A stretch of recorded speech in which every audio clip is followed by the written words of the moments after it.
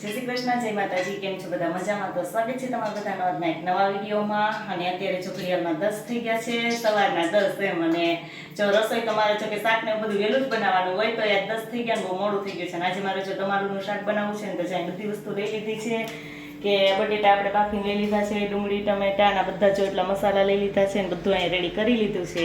અને તેલ જો હવે ગરમ થવા માટે મૂકી દીધું છે. એટલે હમણાં તેલ આવી જાય ને એટલે આપણે સરસ મજાનો વઘાર કરી નાખીએ અને મસ્ત મસ્ત દમાલુનું શાક છે ને એ બનાવી નાખીએ. તો જો આપણું મસ્ત દમાલુનું શાક છે ને બનીને રેડી થઈ ગયું છે. અને મસ્ત મસ્ત શાક બની ગયું છે. ઉપરથી છે ને આપણે થોડાક ધાણા નાખી દઈએ એટલે છે ને મસ્ત થઈ જાય. અને શાક મૂકીને જો કપડાં ધોવાના તો બાકી છે, એટલે શાકને સંભારા ને એવું બધું બની ગયું છે. અને હવે છે ને આપણે કપડાં ધોઈએ, કેમ કે કોક છાંટા આવતા હતા ને તો હું પહેલાં શાકને એવું બનાવી લઉં પછી કપડાંનું કરું. એટલે જે સરસ મજાનું શાક છે ને આપણું બનીને તૈયાર થઈ ગયું છે.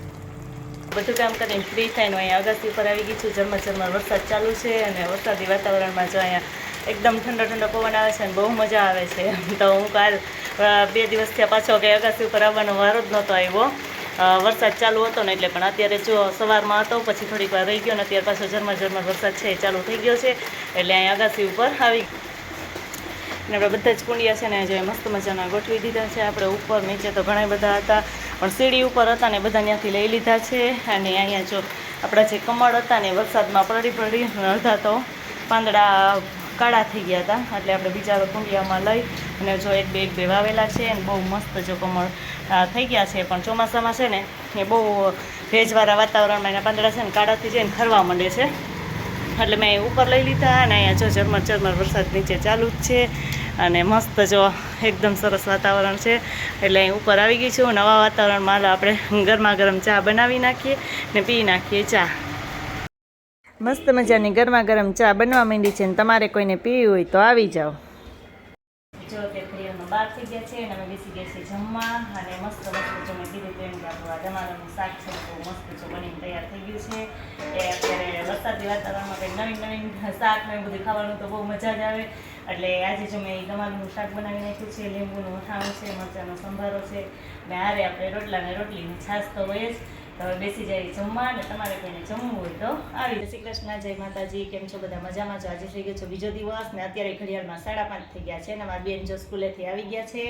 અને મારે જો આજે બનાવવાના છે સરગવાના પુડલા બનાવવાના છે. પુડલા તો આપણે ઘણી વખત બનાવીએ છીએ, ક્યારેક ધાણા મેથી નાખીને, ક્યારેક બધું મિક્સ એમ કે વેજીટેબલ નાખીને એમ એક વખત બનાવ્યા હતા.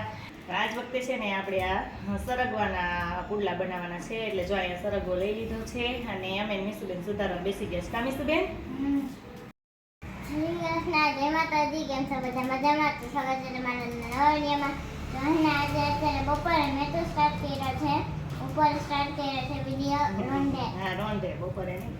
અને એને મમ્મ આજે પુડલા બનાવવાનું છે ને ત્યારે હે ને ઓલી વખતે વેજીટેબલ બનાવ્યા હતા, આ વખતે હે ને સરગવાના બનાવવાના. હા, એટલે અમે મીસુબેન સુધારવા બેસી ગયા છીએ. તો જો મેં હમણાં કીધું તેમ કે આજે વખતે મારે સરગવાના પુડલા બનાવવા છે. તો જો સરગવાના પાંચને પાણી નાખી દીધું આપણે એટલે સરસ મજાના ધોવાઈ જાય સરસ. ને પછી થોડાક ધાણા લઈ લીધા. ધાણા આજે થોડાક જ મળ્યા એટલે થોડાક જ લીધા છે. લસણવાળી ચટણી લઈ લીધી છે કે 1-2 ખાંડવામાં આપણે લસણવાળી ચટણી અંદર નાખી દેવું એટલે સ્વાદ સરસ આવે. એક લીંબુ લઈ લીધું છે, મીઠું જે આપણા રેગ્યુલર મસાલા હોય ને, ચણાનો લોટ જો સરસ લઈ લીધો છે આપણે ચાળીને. તો આ બધા મસાલામાં એડ કરી અને આપણે મસ્ત મજાનો લોટ બાંધી નાખીએ પુડલાનો અને પછી પુડલા બનાવવા માંડીએ.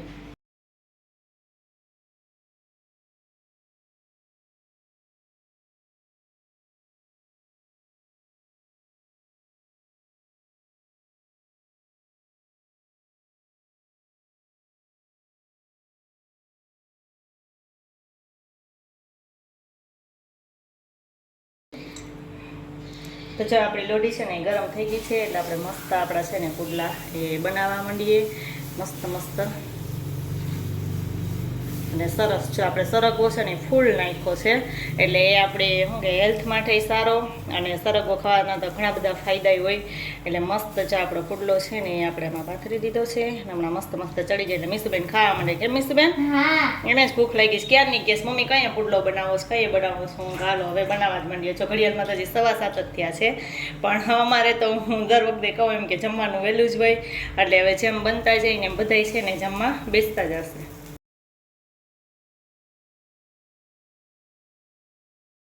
આપણો જો મસ્ત છે ને પુડલો બનીને એકદમ આછો સરસ પુડલો બનીને ગરમા ગરમ રેડી થઈ ગયો છે. અહીંયા ડુંગળી લઈ લીધી છે અને આપણે આપણી ફેમસ દહીંની ચટણી તો હોય જ, કેમ કે દહીંની ચટણી છે ને બહુ એ મસ્ત હે. આ રીતે એક વખત તમે ક્યારે ન બનાવતા હોય ને તો જરૂર બનાવજો, કેમ કે આ રીતે આપણે દહીંની ચટણી બનાવીએ ને એટલે બહુ મસ્ત ચા પુડલા હારે લાગે. એટલે આપણે આ દહીંની ચટણી આપણી લઈ લીધી છે અને આપણો અહીંયા પુડલો અને હવે બેસી જાય જમવા. તો મારે તો જો હજી જમવાનું બાકી, હજી તો વાર છે જમવામાં, કેમ કે મારે હજી પુડલા થોડાક બનાવવાના છે અને મારા મીસુબેનને છે ને હવે જમવા ભૂખ લાગી છે એટલે જમવા બેસી જાય. ચાલો મીસુબેન જમી લઈએ ને તમારે કોઈને પુડલા ખાવા હોય તો આવી જાઓ. બહુ મસ્ત ના બન્યા. તમારે કોઈ ખાવાનું તો આવી જાય પુડલા ખાવા. તો જો બધાએ જમી લીધું અને હવે છેલ્લે મારો વારો આવી ગયો છે. મારા બેને 2 વખત જમી લીધું. તો વારા ફરતી બધાએ એકલું જમી લીધું, પછી એના પપ્પા ભેગું જમી લીધું અને મસ્ત જો આપણો બાહુબલી પુડલો બની તૈયાર થઈ ગયો છે. એટલે હાથ આપણે બધાય મોટો હાથ. હા, આખો થાળીનો માપનો અને એકદમ મસ્ત જો આછો અને આમ રોટલી જેવો આછો બન્યો છે. તો હવે છે ને આ એક પુડલો કોઈ ખાઈ લે ને એટલે ધરાઈ જાય એમ. તો હવે ઝડપથી બધાએ જમી લીધું છે. મારે એકને જ બાકી છે તો હું અહીંયા જમવા માંડું. અને તમારે કોઈને ખાવા હોય પુડલા તો આવી જાય.